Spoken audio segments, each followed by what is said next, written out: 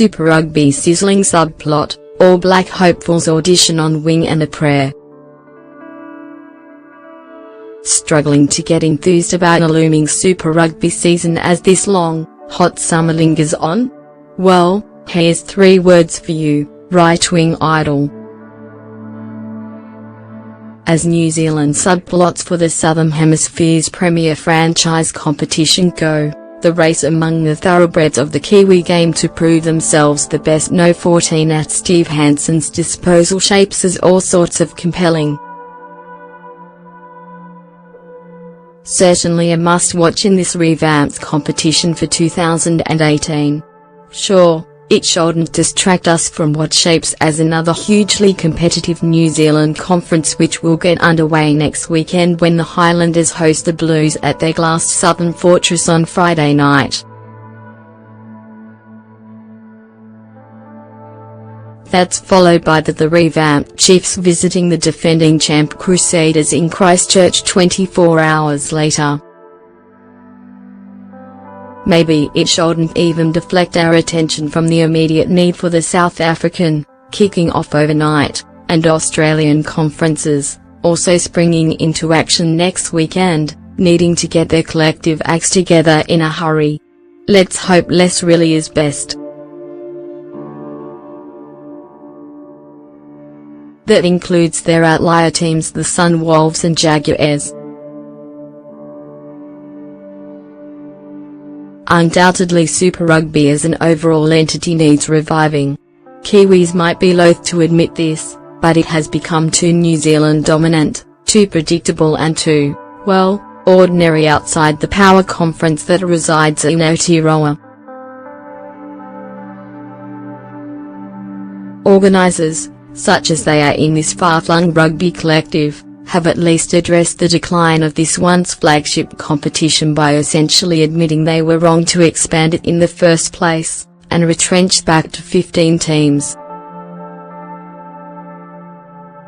Now it's up to the 4 teams each left standing from South Africa and Australia to man up and take on the Kiwi challenge. The Lions have shown it can be done, now it's on the Stormers, Sharks, Waratahs and Brumbies to do likewise. Anyway, back to right-wing idol. Let's set the scene. The All Blacks need to settle on a first-choice right-wing to partner superstar Iko Ion, who is an automatic selection on the left side. And let's just say Hansen is not short on contenders. Try these names for starters: Wayzeg Naholo, Israel Dag, Nemal Naskada, Julian Savia, Sichitamane and Matt Duffy. You can also bet dollars to donuts a contender or two will emerge from the young crop of speedsters starting out at this level. It's a riveting contest within the contest.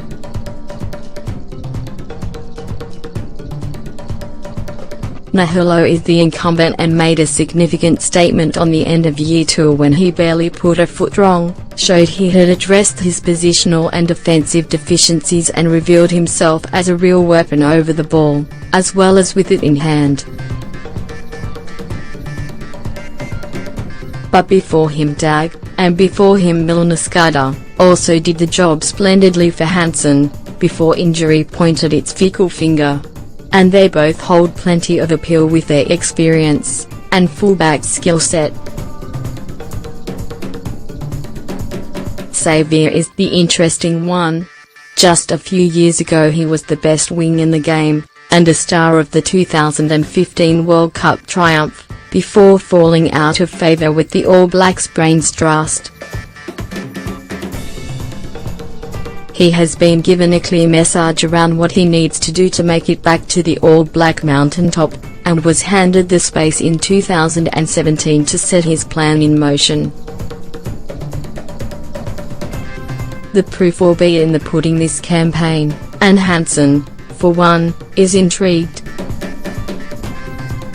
It's going to be interesting to see how Julian goes, he said.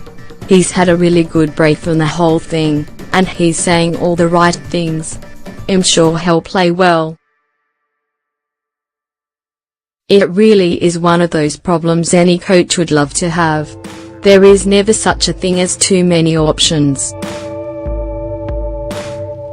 With so many quality wings contending for probably just 2 spots in the June squad, accepting Iron is a selection certainty. It really is all going to come down to what unfolds in Super Rugby. And, remember, the All Blacks selectors pay a lot more attention to the back part of the competition than the front one. Of course there are other battles to watch. Who emerges as the third halfback? As third hooker? As Beauden Barrett's backup? And Kieran Reid's? And how many New Zealand teams can squeeze into the finals now there are even more Kiwi derbies, 8, as opposed to 6 last season? The Hurricanes look dangerous with that back line, and such depth. But the Crusaders have refound their mojo, and tend to win titles in bunches. One word of warning, don't expect it to be pretty from the off. With the pre-season so contracted, All Blacks only just back with their franchises, and temperatures decidedly tropical, we may have to wait a few weeks to really decide if this new look competition really is as super as advertised.